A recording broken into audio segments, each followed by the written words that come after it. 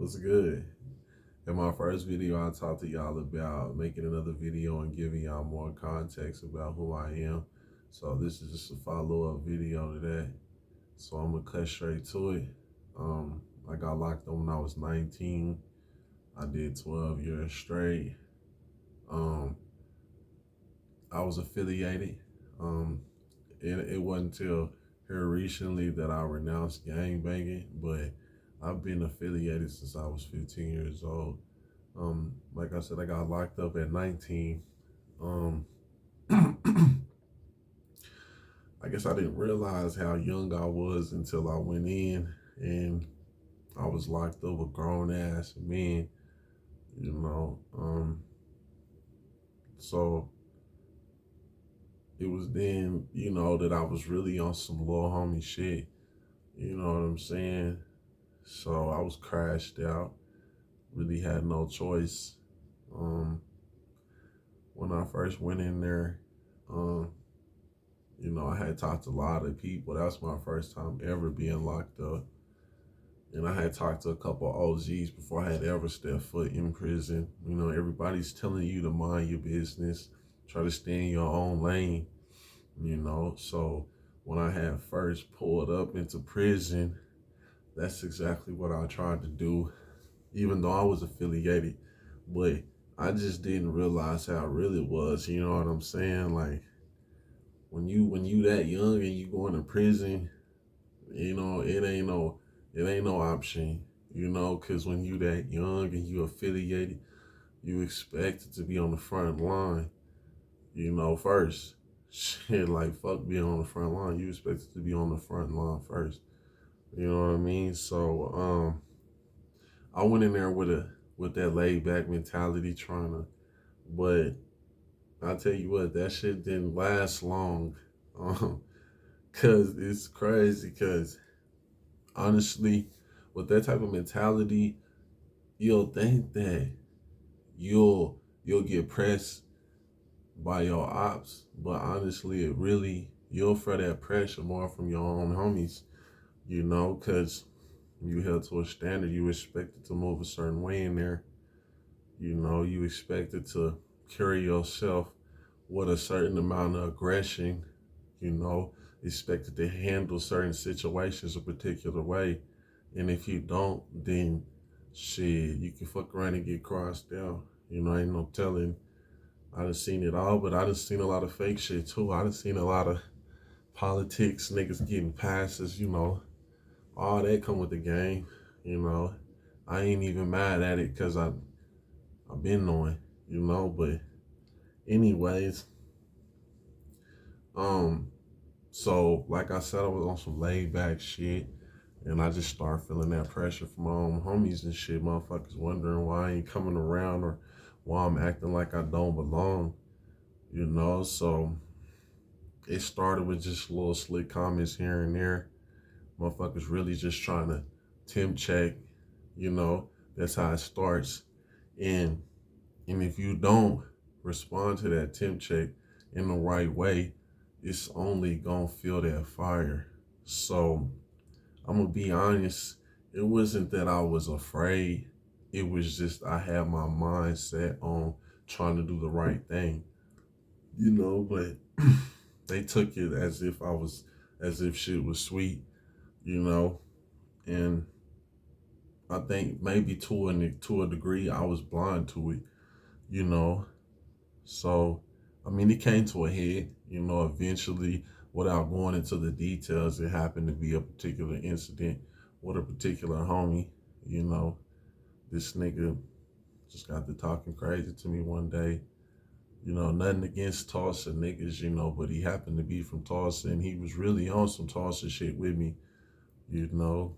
Um, niggas really be, even though we all from the same set, niggas really be tripping just on some area code shit. That shit get deep. That'll probably be a video for another day. But anyways, um, like I said, without going into the story, I ended up having to get down with a nigga. I took off on him on the yard. Um, He took it like a G though. I mean, I walked him out, but you know, when we hit the cell, he already told me that we was gonna have to hit the cell, but I wasn't fucked up about it. I expect him to. I expected him to handle it like a gangster. You know, if he would have handled it any other way, it would have been a surprise to me. You know, so keep in mind, I don't know if I told y'all this, but this nigga was really a big ass nigga, like, but nobody had ever seen the nigga get down, you know. So he had really just been sliding through the cracks, but just because of his appearance, you know, he had got some respect that he ain't never earned, you know what I mean? So we going to sell and shit, and fucking I dropped the nigga after one punch, like literally, this nigga walked in the door, and I wasn't on no funny shit with this nigga. It wasn't like I was trying to keep him from coming into the cell, you know. Like, I'm gonna let you come into the cell. So I just hit him one time. This nigga dropped. You know, I fed him a couple more times while he was on the ground, but I asked the nigga if he wanted some more. The nigga was looking up on me. He was on his back. You know, he had that look in his eye like he knew, you know, shit. You know, said he was tapped out. So he said he was cool. I stepped over the nigga. This is a nigga from my set. This ain't no op. You know, I step over the nigga. I walk out the stair and I just hit the pond. I just start walking laps. You know, the homies called me over there and shit and was talking to me about it, asking me about it. You know, and on some real shit, in a sense, it was kind of they embraced me. That was kind of really that moment that they embraced me. You know, they just wanted to see that. You know, and in a sense, I got something out of that. You know, I felt that coward, and I felt embraced. You know, and right then and there, I made up my mind that on some dumbass shit, I was gonna crash. You know, I was gonna crash. I like that. You know, I was young, you know, on some real shit, being that young, being affiliated in prison, that's really what it's about. You know, that's what you're supposed to do. You know, it ain't no stripes in prison, you know, that shit don't translate to the world, and what you do in the world don't necessarily translate to prison, you know. I'm not trying to I guess in a sense I am trying to press niggas. I was gonna say I wouldn't, you know, but that's what I was doing. Anyways, so from there I was just crashed out, but I always had it in me I always had it in me to learn, you know. So while all this is going on, I never read fiction books. You know, I mean, there might have been particular times, like certain situations where I'm on lockdown. We don't have access to a library. We don't, you know, and I'm trying to read whatever I can get my hands on. You know, actually, one of the best books I ever read was a book called Butterfly. You know, but that's besides the point. After a certain point, completely stopped reading fiction. I just read financial literacy books, you know, because even though I had a lot of time to do, I knew one day I was going to get out. And I never had nothing. I got locked up when I was a child, you know. Um, when I was young, I didn't take care of my responsibilities. I was on some young ass shit, just living for the day, crashed out, you know. So I wanted my respect as a man when I got out, you know. So over those years, I used to always write notebooks, keep notes, um, from about anything, real estate, um, financial literacy, marketing, accounting, whatever, you know. Um, I used to read biographies, autobiographies about successful people. You know, I just wanted to learn about they successes and they mistakes. I wanted to try to emulate that, you know. That shit always fascinated me. So, anyways, fast forward, um, I get out. Um, I had my mind set on doing the right things. I had got a job in a warehouse. That's really the only type of jobs that are available for you when you're a felon. And I was only out for 4 months. So I probably worked there for about 3 months and some change. Um, I had quit because, you know, they wouldn't treat me right. You know, I was training niggas that did the same shit I did, and they was making more money than me. You know, so I quit. Um, I had did some productive shit. You know, within that time, me and my brother, we had made an LLC. We was gonna do a truck not a trash valet service at our apartments. You know, um,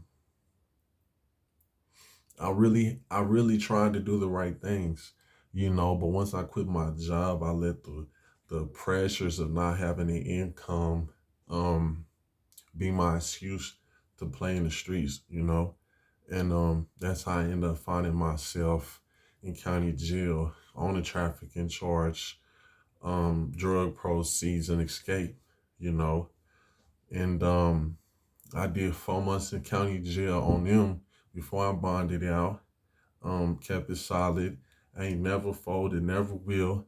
Like I said, I renounced gang banging, but it was never on no flawed shit like that. You know, I'm gonna do my time like a man, whatever come with it. You know what I'm saying? Real shit.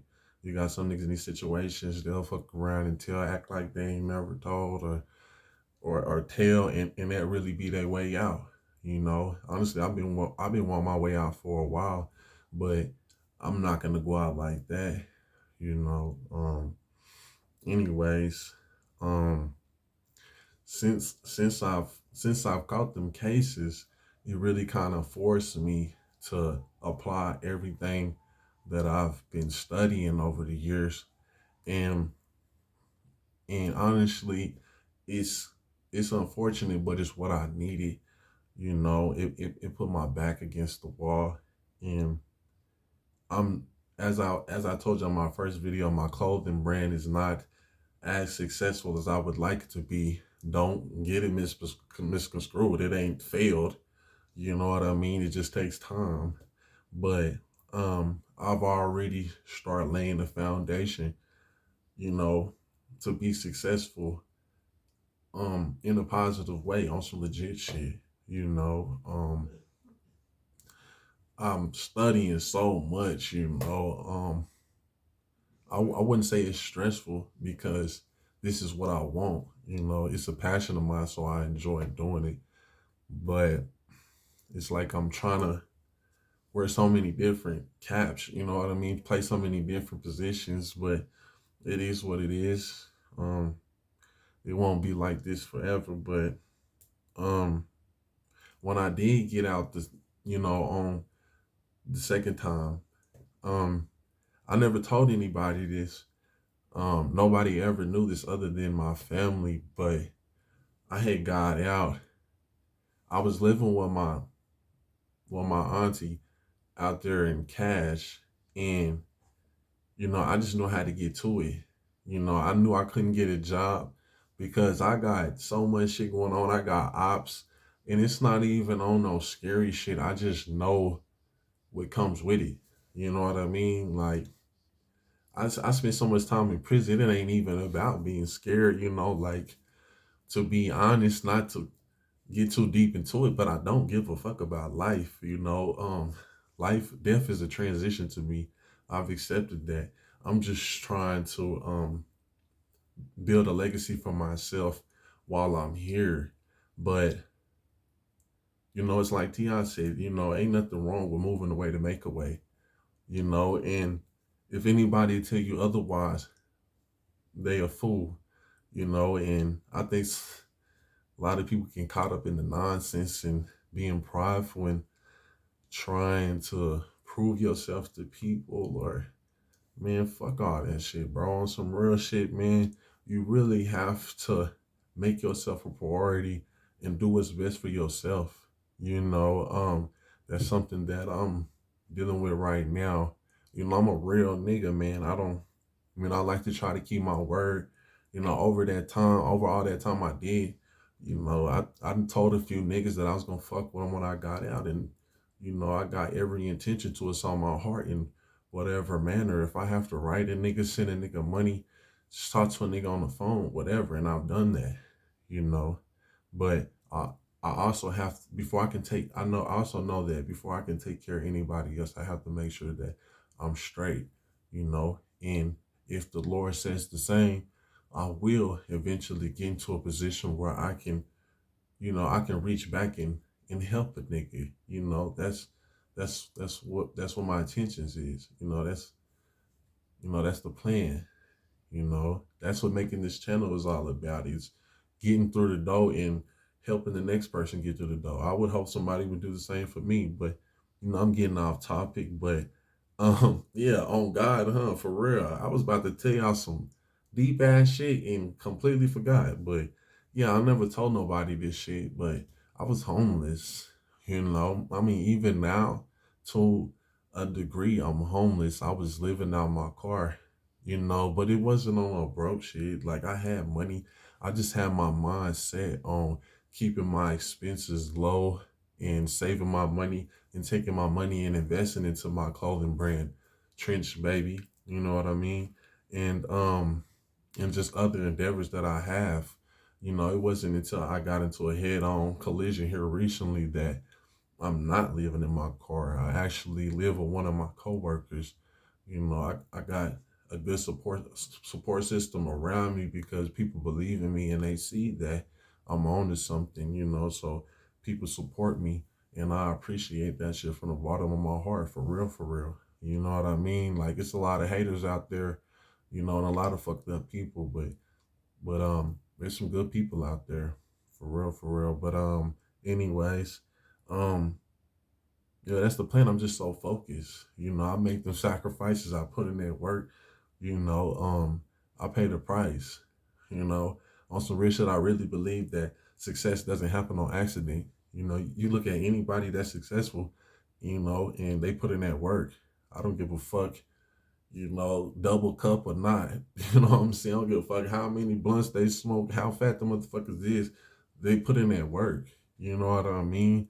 Wayne, any of them niggas, straight up. That shit does not happen on accident.